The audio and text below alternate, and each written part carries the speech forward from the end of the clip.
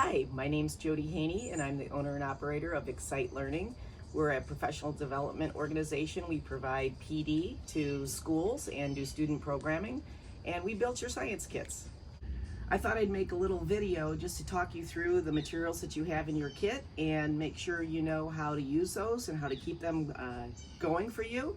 And if you have any questions, I've popped a business card in the kit, so my name and contact is there. Feel free to reach out at any time. Well, let's get started. The Elementary Globe program we've been using for a number of years now. We love it, we believe in it, and so this was easy for us to put together for you because we use all these same materials with our programming.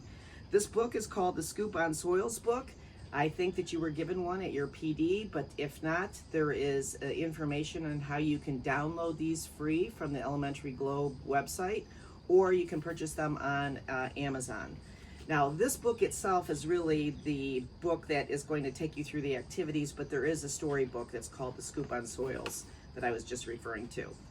In the first page, on the first page, you'll see that you have an inventory list of all the things in your kit. You can double check those. You might have an extra cup or two, but hopefully you'll see everything that's on this list. There's also a list of what you need to supply from your classroom, very easy things. And the storybooks that I was talking about, the information on how to get those is also there.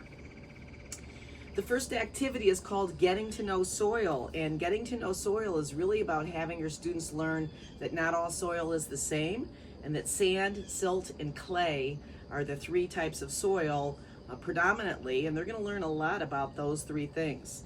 Now, we have baggied these for you, these materials for this first activity. So when the students are looking at sand, silt, and clay, each group of students can have their own bag of sand, a bag of silt, and a bag of clay. There's not a lot of material in here, but it goes a really long way if you conserve these materials. What I suggest doing is giving each group of students a white paper plate. This is what they're going to observe on. And they can just take a pinch or two of soil and put it on that plate while they make their discoveries and investigations about those types of soil. There's some tools that they can use while they do their observations.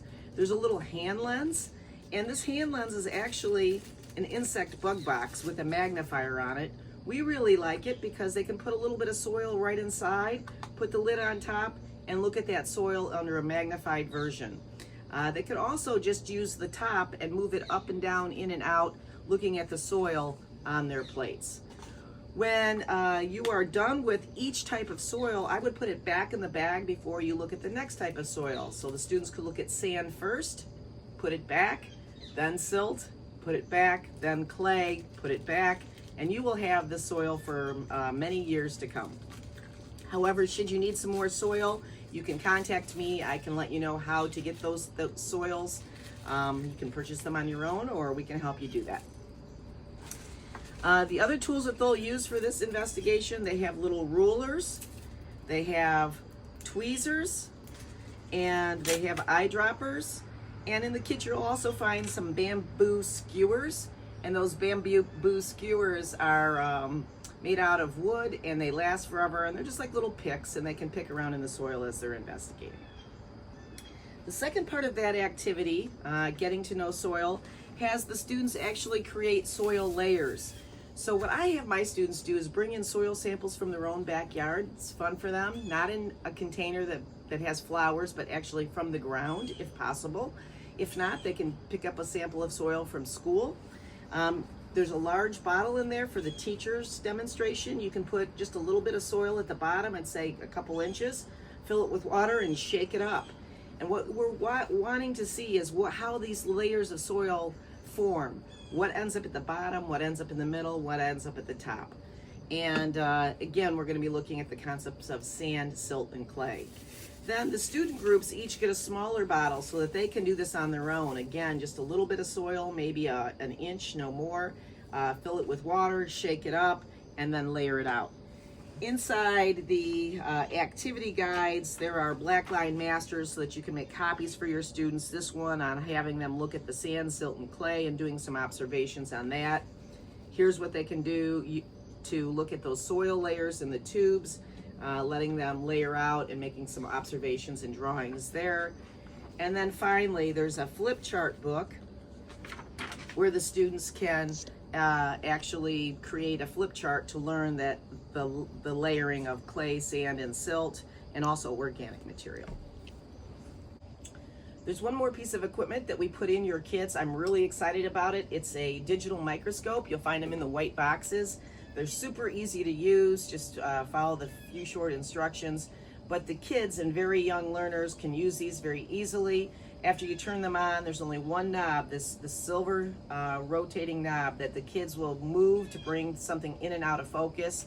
What I will tell you again is if the soil is on this white plate, and here's the microscope, they should put it all the way down onto the soil sample itself and then turn the knob. Moving this up and down is a little tricky for the kids, but if they actually set something down on the microscope down on top of something and then move the knob to focus, it's brilliant. The screen itself is, you can actually take video, take pictures. There's an SD card that you can transfer to your computer. But to be honest, what I've been doing with these is I just take a picture with my camera of the screen and capture whatever it is that the students have found. So there's just one of those, but you can set up a station, and I know the students will have a great time with those. The second activity is called Soil Investigations. Soil Treasure Hunt. And what you're going to be doing is just that, is having a soil treasure hunt. There is a trowel or a hand shovel in the kit. The teacher will actually collect some soil samples from around the school, under any tree or under any bed. I usually move a little bit of the mulch aside, but let the mulch happen as well. And what the kids are going to do in part one is they're going to make predictions. Again, there's a Blackline Master in the book here, and they'll make predictions of what they think they're going to find in the soil. Then you give them a little sample of soil. Again, they can use the white plates. These are reusable. I just wipe them down and use them again year after year. And all the tools we talked about, the eyedroppers, the tweezers, the rulers and whatnot, in order to investigate what they find inside their soil samples. The second part of that activity is the kids go out into the schoolyard and they actually get to find a soil sample from a different habitat. So someone might look under a tree, someone might look underneath the basketball hoop, any places of soil, just to see if there's some differences that they can see from place to place. Again, sometimes I have them bring in their own backyard soil. That's really fun for them. I set up a backyard tour. I have each of the students put a little bit of backyard soil on the white plate, and we walk around and we look at the different types of soil that we see from our communities.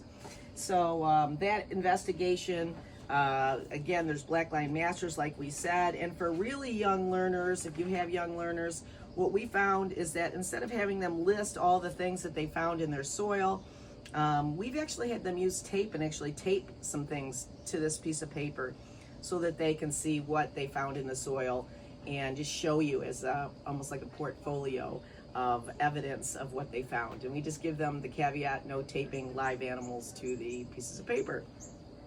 There's also a soil color rub where they can take a smudge of soil and just smudge it right on the piece of paper.